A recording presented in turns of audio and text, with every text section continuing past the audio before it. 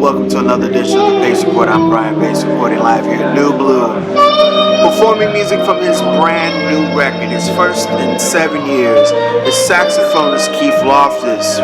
Now over the last 20 years, this gentleman has played with a cadre of musicians ranging from the great Michael Carvin and Frank Foster to Mary J. Blige, as well as Usher. Now he's currently part of the Baylor Project, and this gentleman not only brings that great legacy of Texas tenors to the fold, but he's also bringing Black American music to another level. In fact, on this record, he does a rendition of the Isley Brothers, For the Love of You, as well as he has a song here called Oak Cliff, which is dedicated to his dear friend, the late Roy Hargrove. Tonight we're going to sit down and talk about his Texas origins, reflect on Roy Hargrove as a musician and friend, as well as talk about some of his mentors, including the great Frank Foster as well as Michael Carvin. So sit back, relax, and enjoy highlights of the official New York Record Release Performance of Keith Loftis' brand new CD, Original State, live here at Nublu, here on the Bass Report, here in New York City.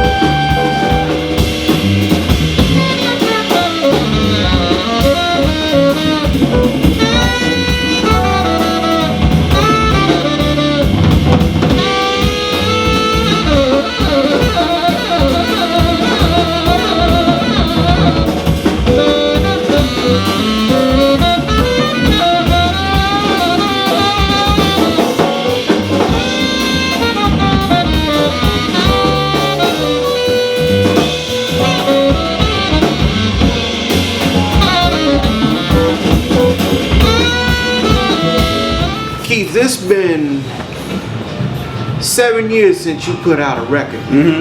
Probably more. What took so long? Man, it's been an independent artist, that's on your dime. So it you think about that. But for me, I'm one of those musicians who I have to feel it. I mean, if I'm not,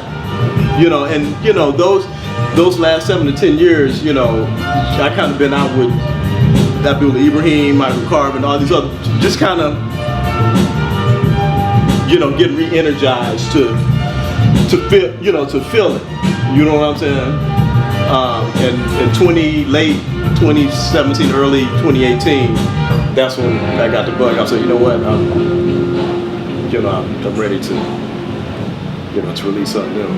And just a sidebar to what you said, you have been hellified busy this last decade. I'm talking about, we're talking about Gene and Marcus Baylor. You've played with and accompanied a lot of people too, which takes a lot of wind out of you, going all over the world playing with these different artists and then coming back and trying to focus on you. That must have been very hard to do. It's a lot, and if you don't have that that hat on, like, okay, I'm ready to produce this or put this out. Yeah, you can get a little lost a little bit. But yeah, I mean, thank goodness.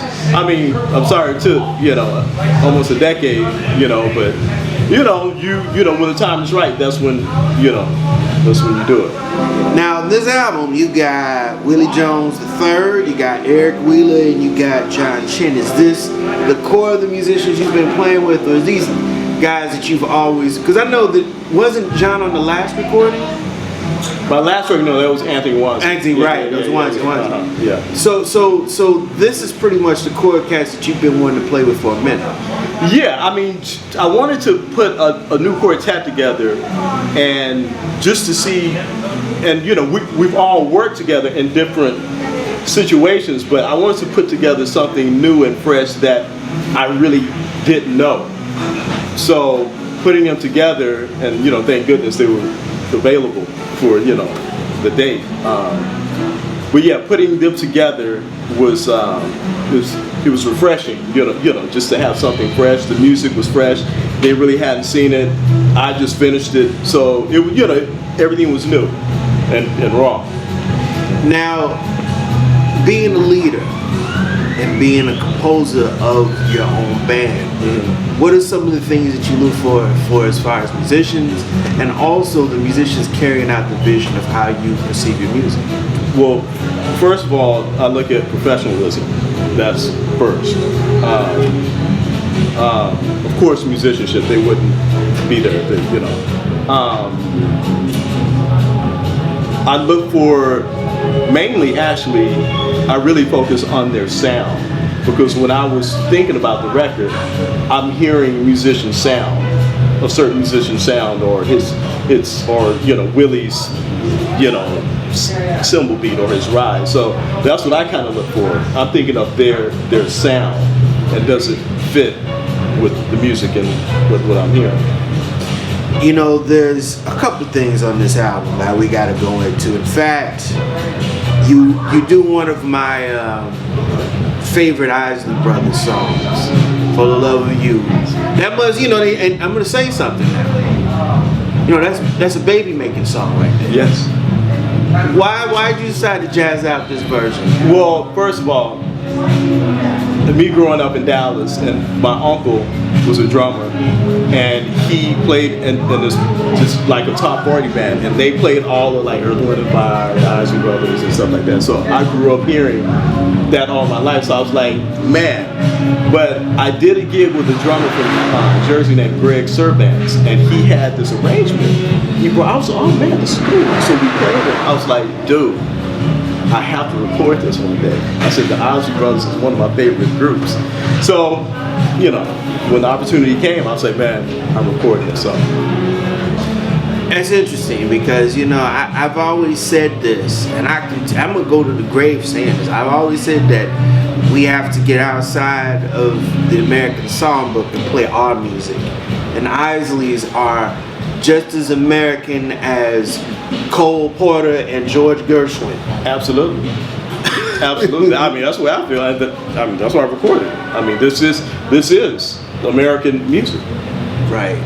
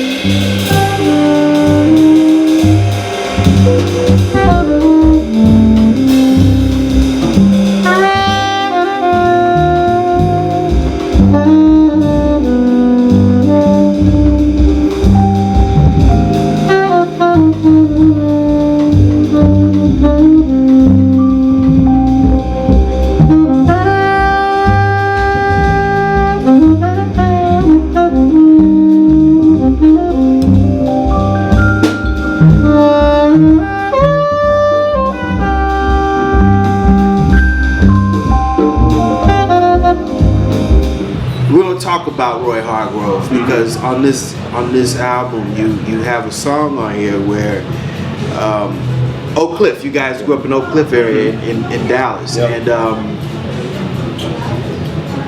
talk about your relationship, because my foray with you was when you were playing with him in the big band. But you guys go back some 30 years.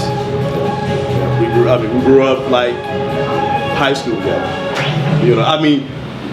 I knew of Roy in middle school because we had dueling middle schools. It was Roy, Keith Anderson, and the whole crew that went to Oliver Wendell Holmes, and I went to a middle school called Ballard Story. So we would always, kind of see each other. But yeah, that relationship. Now, the performing arts school that you went to, this is the same school that Jasmine Horn and also Nora Jones went to. So there's a lot of talent permeating in the water. So much talent, man. I mean, so many people that went on in the classical world, the dance world, who's doing amazing things. Some students came back and they're teaching there now. I mean, it's a plethora of talent that came out of that school, and still today still coming out of school. What was it about Roy that you saw early on that you knew that was just? The first time I heard him, he stood up to take a solo. This was in middle school, his middle school band. I mean, the trumpet was almost bigger than him.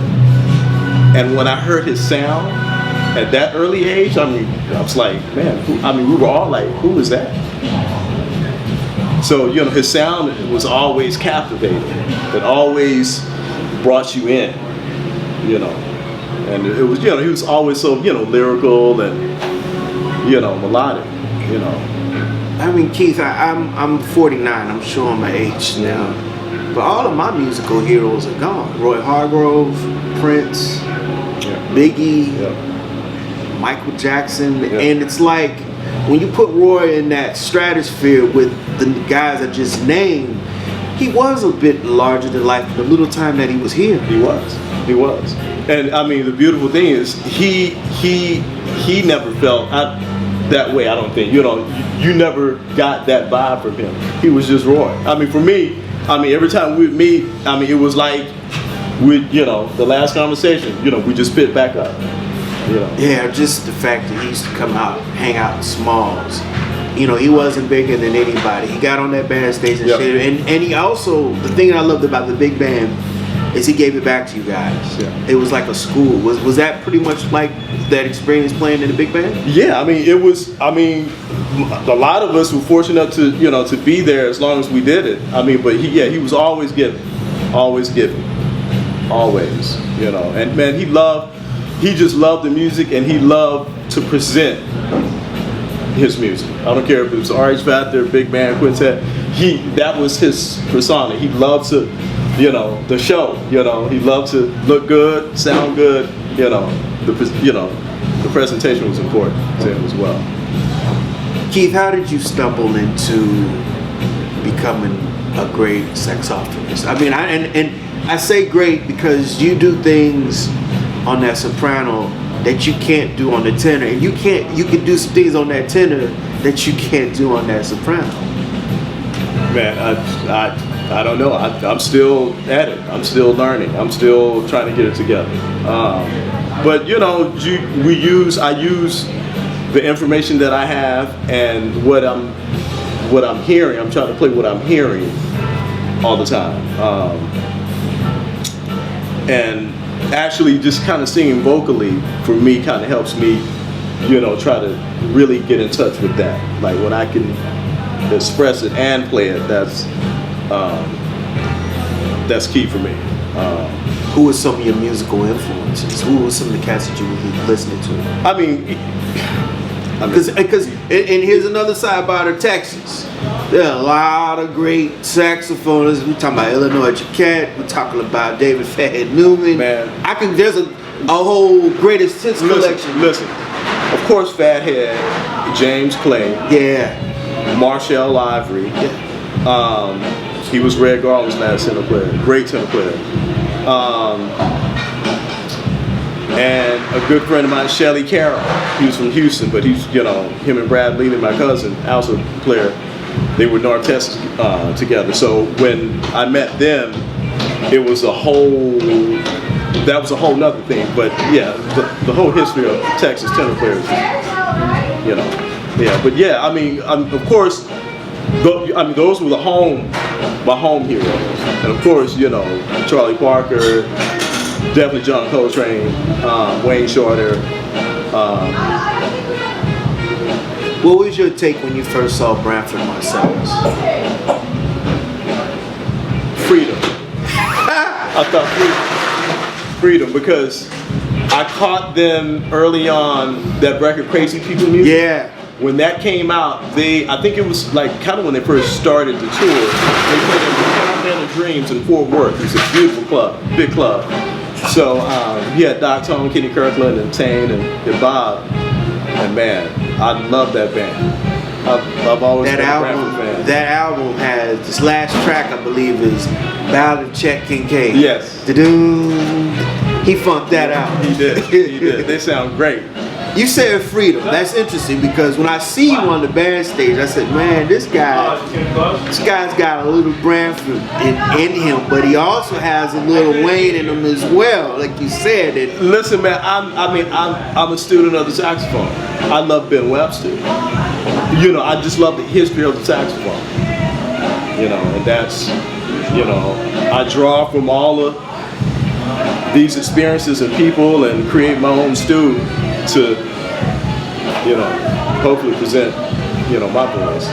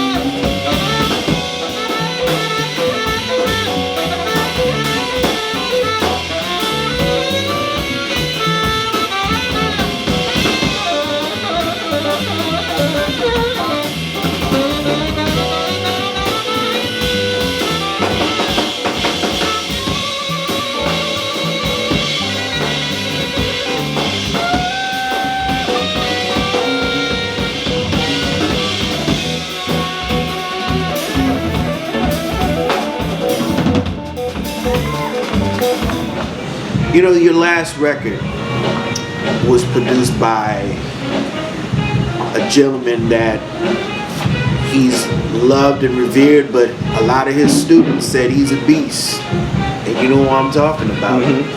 The great Michael Carvin. Tell me about your experience with him as the role as a producer, but also him as being an elder statesman in the music and bringing the history and the tradition moving forward as a pupil. Wow, Michael Carvin. He's an innovator.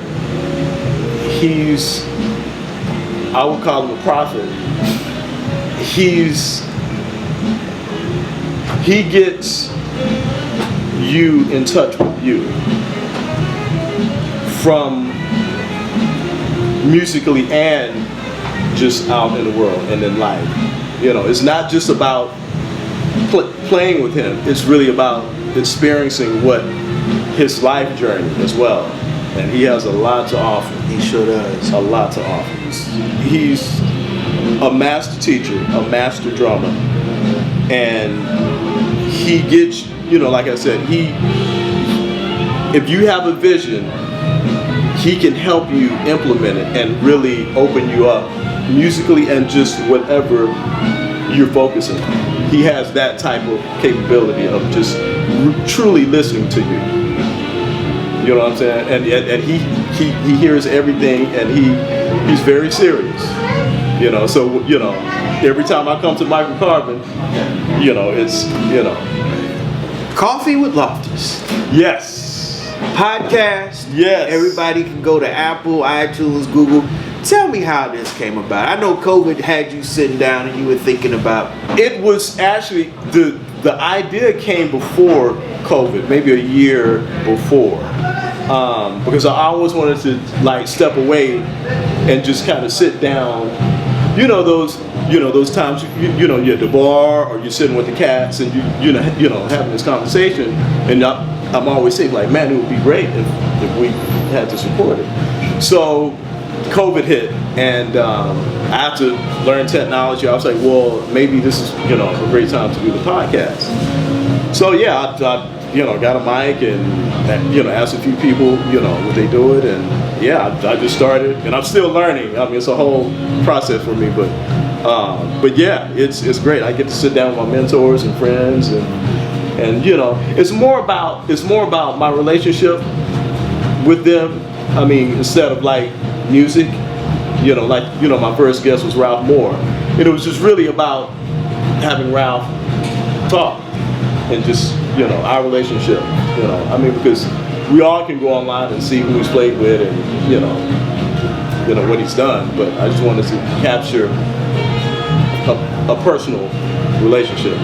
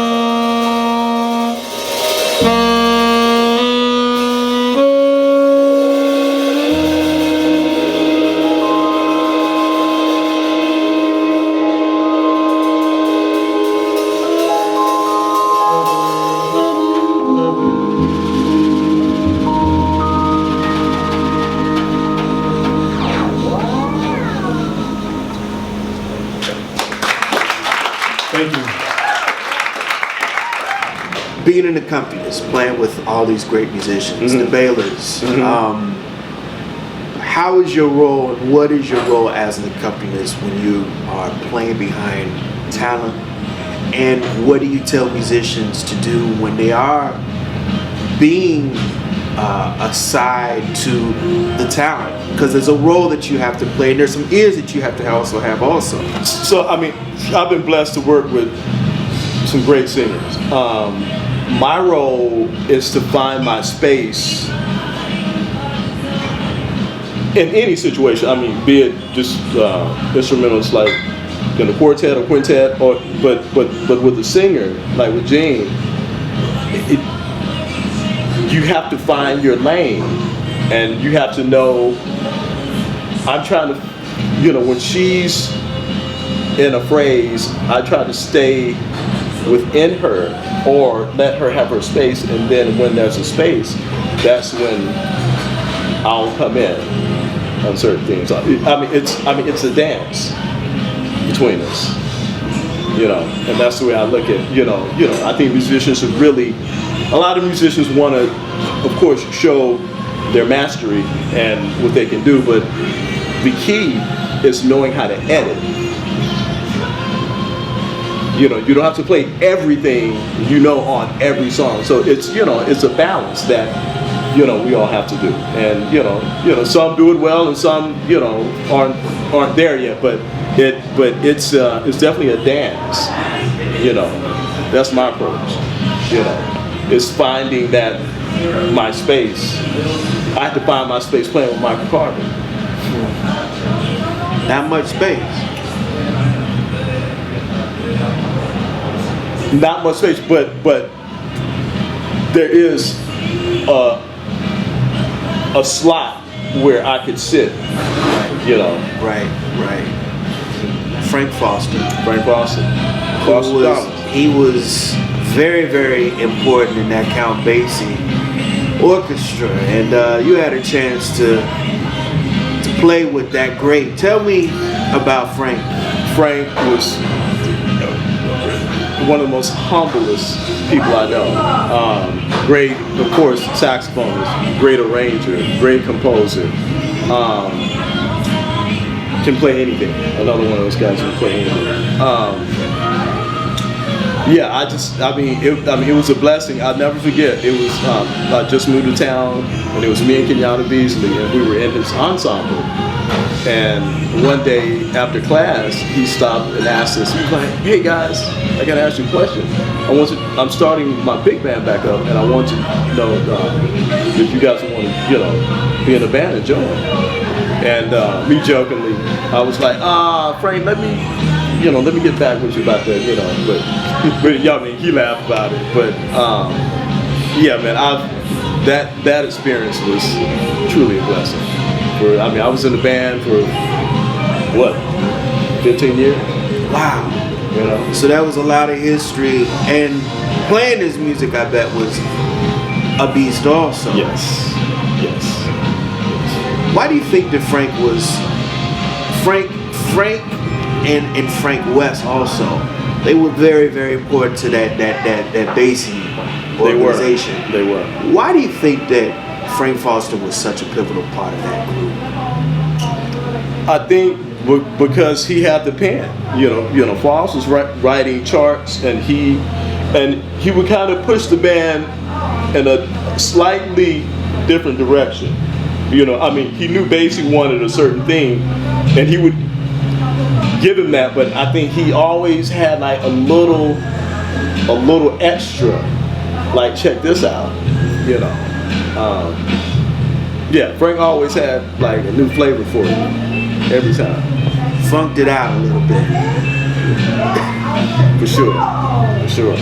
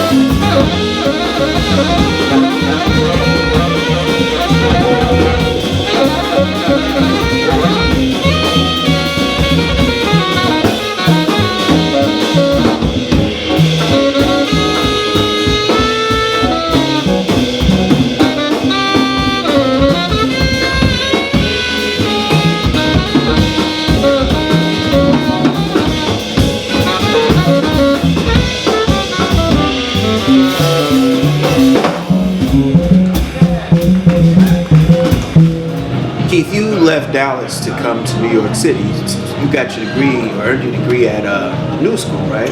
The New School, yeah, and my bachelor's, and I went back, and I think 2003 or 4, and got my master's from NYU. Tell everybody about the transformation of leaving home, leaving the nest to go out and fly, meaning that education is very important, and you got the basic rudiments, but New York also, you had an opportunity to interact with some musicians just as talented as you. What do you recommend younger musicians do as far as trying to find a school, but also not just find a school, but finding their niche if they decide to come to New York City? Well, if you decide to come to New York City, for me, I found a core of friends to be around. And we practice together and work together. Really, relationship, like building great relationships with people. Of course they're gonna try to come out and play and get gigs and stuff like that, but really focusing on a relationship with people, because that's gonna go a whole lot further than just one isolated gig or just that type of situation. So New York was also another springboard for you, like you said, the relationship, because now you have another thing too. You've played with Mary J. Blige and Usher, but also you've played with Frank Foster, who I gotta ask about also, and Abdullah Ibrahim. You're diverse, because Abdullah's music, he's in a very different space when he plays, but also when you playing with Usher, you got to be in a very different space musically too. Do you think that people should play all kinds of music, or do you think they should focus on different sectors of music? Play everything. I mean, growing up, that was the beautiful thing about growing up in Dallas. Me and Roy and Keith and Whitney Russell and Fred Sanders and all of us. There was so much other music going on. I mean, I was in a straight up blues band, like ding, ding, ding, ding, ding, ding, ding. I was in a reggae band. I was in a funk band. Of course, I was playing jazz, but we had all these other styles of music, that we had the opportunity to play. I say play as much music as possible. I mean, the last time I was here at Nublu, I was playing with Aaron Whitby. And Aaron has a funk soul kind of a thing that he does, which is beautiful. And I play with Aaron Comas, the drummer to Spin Doctors. Aaron has his thing, but it's all music. It's all music. That's what I really loved about Roy. Yeah, Roy. I mean, he could play anything. And I just like you said earlier, the RF factor, and I think. This is just me. I really believe that when the labels didn't really back the RF factor, that kind of affected him musically in the psyche. Because I think that album, not that he didn't want to cross over, but I think that he was doing what Miles was doing in the sense in the 70s with Bitches Brew and Jack Johnson. He was tired of playing the humdrum. I'll say this, a lot of people probably don't know, Roy and Keith Anderson, the saxophonist, they had a working funk band called The Future when they were teenagers. What? Roy's always had like a funk band. So I think he wanted to do the RH factor long before he actually did it, right? Right. So, but Roy, he always was in that zone. Always. So he was always there. Yeah, because I really, really believe, if he wanted to play Yiddish music, I bet it would have rocked. He would have rocked it, for sure, for sure. That'll do it again for another edition of the Pace Report, reporting live here at Nublu, here in New York City, for the official New York Record Release Performance of Keith Loftis' Original State, which is now available on iTunes, Amazon.com, as well as CD Baby. Please support his podcast, Coffee with Loftis, which is now on Apple, Spotify, YouTube, and Google Podcasts as well. Please support him also on Instagram as well as Facebook. I'd like to personally thank the staff and management here at Nublu for their warm hospitality. As well as I can't stress this more than enough, people. Please like, share, subscribe to my videos here on YouTube and Vimeo, as well as leave comments. Also, please visit my website, thepacereport.com, for my weekly column as well as my past segments. Until next time, remember, if it's in the groove, it'll make you move. Till next time, peace.